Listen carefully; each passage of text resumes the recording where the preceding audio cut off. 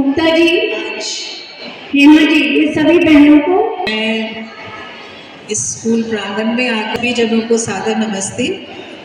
माननीय विशिष्ट अतिथि प्रोफेसर वाई विमला जी, मुख्य अतिथि श्रीमती सरिता भाटिया जी, प्रांत संपर्क प्रमुख श्रीमती मंजू शर्मा जी, आदरणीय प्रधानाचार्य डॉक्टर सत्येंद्र कुमार शर्मा जी, समस्त शिक्षकगण व अतिथिगण, विद्या भारती शिक्षा संस्थान से जुड़े सभी कर्मठ जन, कार्यक्रम की कुशल संचालिका श्रीमती कल्पना शर्मा जी, कनिका जी और भी टीचर्स थी, मैं सबका आभार व्यक्त करती हूँ। और चेतना व ऊर्जा की स्रोत आदरणीय मातृशक्ति जो यहाँ आज उपस्थित है, नमन के योग्य है और सबका अभिवादन करती हूँ। इतना सुंदर सांस्कृतिक कार्यक्रम और जूडो कराटे जो हमारी इन बेटियों ने प्रस्तुत किया, उन सबको बहुत बहुत अनंत शुभकामनाएं। ये हमारे नवयुग और नव भारत की निर्मात्री हैं। आज ये मेरा सौभाग्य है कि मुझे सप्त शक्ति संगम कार्यक्रम में अध्यक्षता करने और अपने विचार साझा करने का अवसर दिया गया। बहुत बहुत आभार व धन्यवाद। विद्या भारती ने सप्त शक्ति संगम आयोजन द्वारा नारी में विद्यमान इन शक्तियों को पुनः जागृत व परिभाषित करने का जो बीड़ा उठाया है, वो बहुत अति सराहनीय कार्य है। परिवार समाज व राष्ट्र की एक मजबूत इकाई होती है और नारी उसकी दृढ़ आधारशिला और धुरी। महिला व पुरुष का सामंजस्य और सहयोग भी इसमें परस्पर बहुत आवश्यक है। अभी जिस एक भागवत गीता के 10वें अध्याय के 34वें श्लोक की जिसके ऊपर ये कार्यक्रम आधारित है, उसको मैं एक बार फिर पढ़ना चाहूँगी ताकि आप जब यहाँ से जाए तो सबको कंठस्थ हो जाए। कीर्ति श्री वा च नारिणाम स्मृतिर मेधा धृति क्षमा।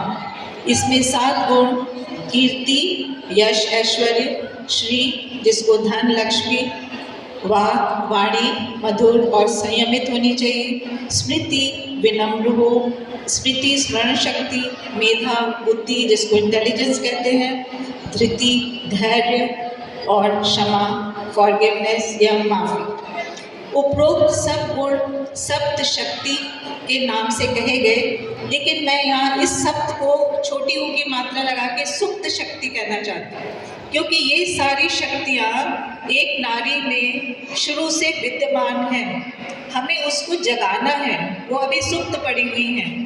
आप एक बीज का उदाहरण ले सकते हो। एक छोटा सा बीज जो एक इतना बड़ा पेड़ देता है तो कब पल्लवित होता है? जब उसको समय से खाद, पानी, जल, वायु, प्रकाश, मतलब उसको हम उसको एक सही जगह पर हम उसको बोते हैं, रोपित करते हैं, तभी वो पल्लवित होता है और फल फूल देता है।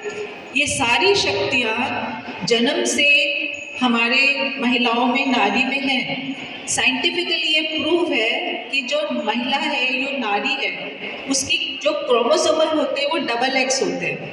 तो कुदरत ने हम नारियों को एक एक्स्ट्रा शक्ति, एक एक्स्ट्रा क्रोमोसोम दिया है जिससे हम विशिष्ट हैं। कभी अपने को कमतर नहीं समझिए। जो पुरुष हैं उनमें XY क्रोमोसोम होता है, इसलिए आप जब भी देखोगे तो महिलाएं में धैर्य ज़्यादा है, शक्ति ज़्यादा है और वो सहन शक्ति पुरुषों से अधिक होती है।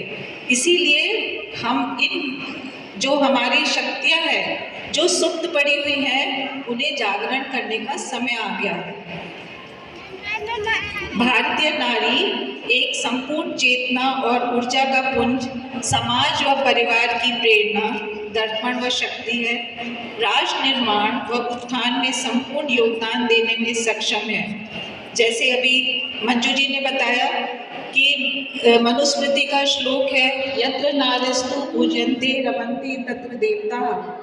जिस परिवार में, जिस समाज में नारी का मतलब आदर सत्कार होता है, वहाँ देवताओं का वास होता है और वहाँ उत्तम संतान उत्पन्न होती है।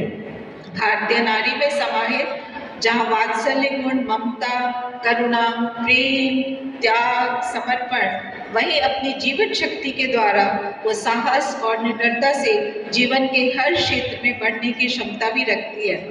अपने परिवार और बच्चे के लालन पालन के साथ वो हर क्षेत्र में कार्यरत है। इतना सुंदर उदाहरण हमारी बच्चियों ने आज प्रस्तुत किया। क्या कहें, गणेश वंदना से लीजिए, इतने सुंदर सुंदर मेडल्स लेके आ रहे हैं, किस फील्ड में कम नहीं है ये बच्चियां। तो इन्हें प्रोत्साहन देने की जरूरत है। माताओं की ड्यूटी है इन बच्चियों को आगे बढ़ाएं। और इन सप्त गुणों के साथ 3 चीज और आवश्यक है, जो आपका उत्तम आहार जिसमें संतुलित पोषण, बैलेंस डाइट, विहार जिसमें आपका गुड लाइफस्टाइल। आज की दिनचर्या बिल्कुल बिगड़ गई है, बार बार डॉक्टर साहब ने भी बताया, सरिता जी ने भी बताया कि आजकल जैसा माहौल हो रहा है तो उसको हमें देखना पड़ेगा, नियंत्रण में करना पड़ेगा। और तीसरी चीज़ अपने विचार, पॉजिटिव थॉट्स, इन्हीं सब चीज़ों को आहार, विहार और विचार, इन सप्त गुणों के साथ अगर आप अपने जीवन में इनको शामिल करेंगे तो हम जरूर एक उत्तम स्वास्थ्य की ओर बढ़ सकते हैं। उत्तम स्वास्थ्य भी बहुत जरूरी है। अगर हम स्वस्थ नहीं होंगे, कोई डॉक्टर हो तो स्वास्थ्य को तो जोड़ना ही पड़ेगा। अगर हम स्वस्थ नहीं रहेंगे तो इन शक्तियों का उपयोग हम अपने जीवन में नहीं कर सकते। जैसे WHO की डेफिनेशन है, health is a state of complete physical, mental and social wellbeing, not merely absence of disease और इन्फॉर्मिटी। अर्थात हमारा शरीर में किसी बीमारी का होना ही हमारे अच्छा स्वास्थ्य का दर्पण नहीं है। अच्छा स्वास्थ्य का मतलब है हम शारीरिक स्वास्थ्य भी हो, फिजिकल है, हमारा मानसिक स्वास्थ्य, मेंटल हेल्थ, हमारा भावनात्मक स्वास्थ्य, इमोशनल हेल्थ, और उसके साथ साथ हमारा सोशल हेल्थ, सोशल वेलबींग। हम सामाजिक प्राणी है और उसको उस सामाजिक वातावरण में आपको रहना है, आस पड़ोस की बता रहे कैसे मेल जोल मिलाना है, तो हमारा सोशल हेल्थ है। उसके साथ एक और हेल्थ है, स्पिरिचुअल हेल्थ, जो आध्यात्मिक हेल्थ है। जब तक हम आध्यात्म से नहीं जुड़ेंगे, हम अपने, आजकल इतने बच्चे आते हैं हमारे पास जी, हमें घबराहट हो रही है, टेंशन हो गई, कल पेपर देना है, क्या करें, सब भूल गए। तो ये सब आपका मेंटल है। तो इन सब चीज़ों को अगर आप इन सप्त गुणों में देखें, अगर आपके पास फिजिकल हेल्थ के लिए आपको यश भी चाहिए, आहार भी खाना है, धन धान भी चाहिए, तो इन सप्त गुणों को आप इनके साथ जोड़ के ये हम एक पॉजिटिव हेल्थ अपना सकते हैं और डेवलप कर सकते हैं। अब जब हर नारी स्वस्थ और प्रसन्न रहेगी तो उसका परिवार स्वतः स्वस्थ, और आपका कुटुंब प्रबंधन, मैं उसमें देख रही थी पत्रिका में, कुटुंब प्रबंधन मतलब फैमिली मैनेजमेंट, तो वो आपका परिवार स्वयं ही स्वस्थ रहेगा, सशक्त रहेगा, प्रसन्न रहेगा और संस्कारित होगा, तो ऑटोमेटिकली आपका कुटुंब प्रबंधन हो जाएगा। जो कुटुंब प्रबंधन या जिसको फैमिली मैनेजमेंट आप कहते हो, किसी मैनेजमेंट स्कूल में नहीं पढ़ाया जाता। जैसे बिजनेस मैनेजमेंट है, इवेंट मैनेजमेंट है, और भी कोर्सेज होंगे आपके, इसका फैमिली मैनेजमेंट का कोई भी कोर्स नहीं है किसी भी कॉलेज में। ये फैमिली मैनेजमेंट या कुटुंब प्रबंधन हमें अपने परिवार की पाठशाला से ही मिलता है, और इसमें हमारे परिवार की दादा दादी या माताओं की ड्यूटी है कि वो अपनी बेटी को और बच्चों को, बच्चों में बेटे नहीं मतलब दोनों चीज़, आपके पुत्र और पुत्रियों को संस्कारित करें, उनको आप सोशल बनाएं। तो ये कुटुंब प्रबंधन भी बहुत ज़रूरी है। उसके साथ पर्यावरण संरक्षण, जैसे छोटी छोटी बातें, कहीं टैप खुला हुआ है, पानी बंद कर दो, पंखा चल रहा है या लाइट फालतू जल रही है, उसको बंद कर दें, कूड़ा इधर उधर ना फेंकें, प्लास्टिक ना उपयोग करें। ये छोटी छोटी चीज़ें हैं जो हम लोगों को बचपन से सिखाई जाती है। आप बच्चों को शुरू से सिखाएंगी ताकि बच्चियाँ ये आगे इसको कैरी कर सकें। और प्राचीन भारत में अनेकों विदुषियों के नाम लिए इन्होंने, जैसे गार्गी, सुलभा, लोपामुद्रा। इन सब के साथ मैं आधुनिक भारत की जो सर्वप्रथम डॉक्टर महिला थी, डॉक्टर रुक्माबाई राव, उनके बारे में बताना चाहूँगी। वो 13 वर्ष की थी जब उनका विवाह कर दिया गया। और उस समय उन्होंने देखा कि कई महिलाएं प्रसव पीड़ा में उनकी मृत्यु हो जाती थी, क्योंकि जल्दी बाल विवाह हो जाते थे, जल्दी मातृत्व हो जाता था और उसमें कोई भी हेल्थ केयर अवेलेबिलिटी नहीं थी।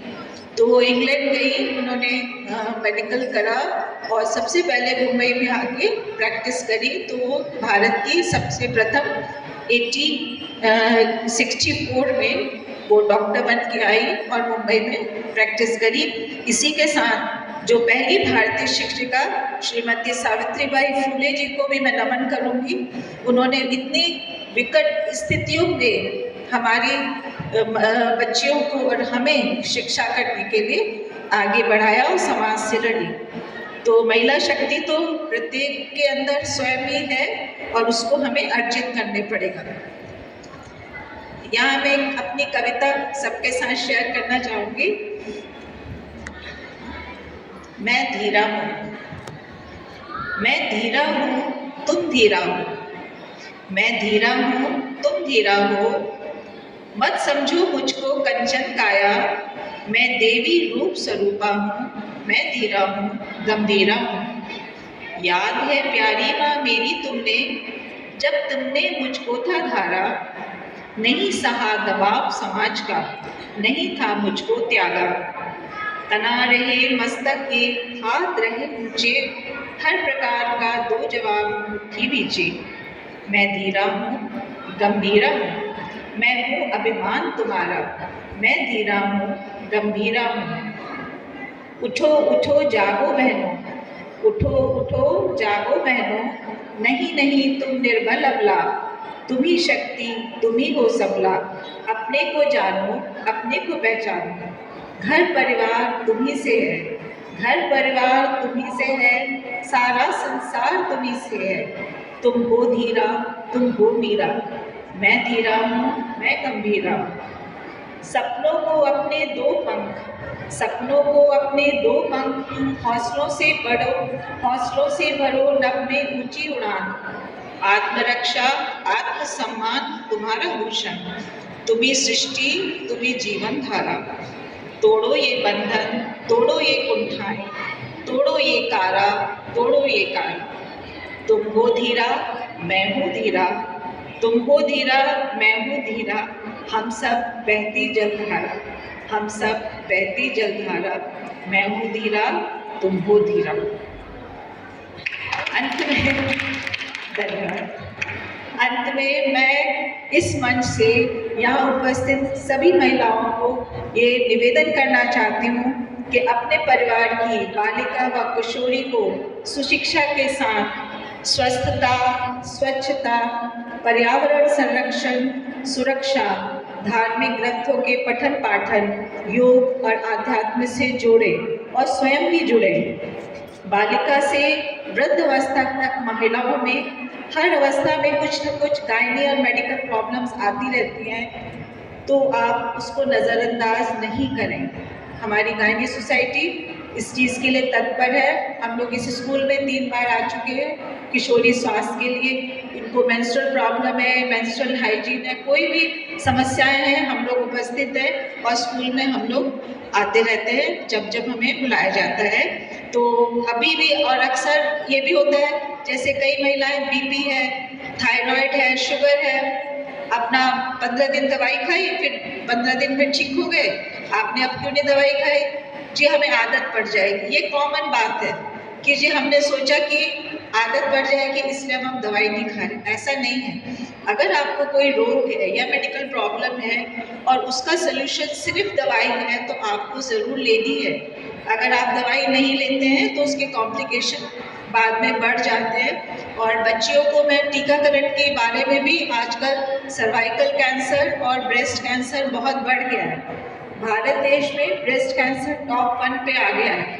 तो इसके लिए हर महिलाओं को जो 40 प्लस में है, पहले तो 40 प्लस में सुनते थे लेकिन अब किसी भी एज ग्रुप में ये हो रहा है। तो इस मन से आप सबसे कहती हूँ अपने को नज़रअंदाज नहीं करें। कोई गांठ कभी भी आपको लगे आप मेरे पास आ सकते हैं या किसी भी डॉक्टर के पास जाएं, आपका स्वागत है। कोई झिझक ना करें। और सर्वाइकल कैंसर की अब वैक्सीन आ गई है। ब्रेस्ट कैंसर का अगर टाइम से इलाज होता है तो 99.9% ट्रीटेबल है।